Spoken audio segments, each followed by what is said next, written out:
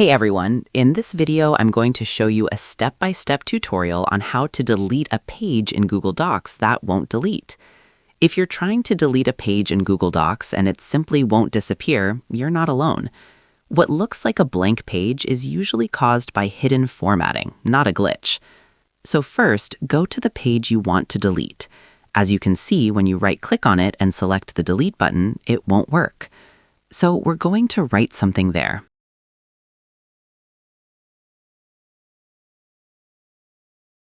Then select the whole text.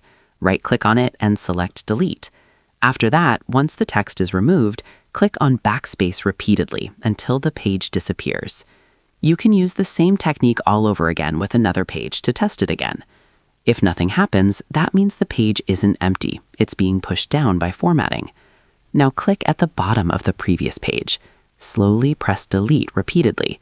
Sometimes extra paragraph returns create vertical spacing that pushes content onto a new page. If the page disappears, the issue was extra paragraph breaks. And that's how you delete a page in Google Docs that simply refuses to go away. Remember, when a page won't delete, it's almost never random. Google Docs doesn't create extra pages by accident. There is always a structural reason behind it. Whether it's a page break, a section break, paragraph spacing, margins, tables, or hidden formatting.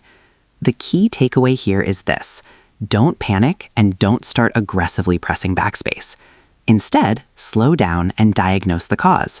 Ask yourself, is there a break forcing a new page? Is spacing pushing content downward? Is a table or margin setting creating overflow? When you approach it logically, the problem becomes predictable. And once something is predictable, it's controllable. So that's how you do it. I hope you guys like this video. Subscribe for more, like for more, and share for more. I hope to see you again. Goodbye.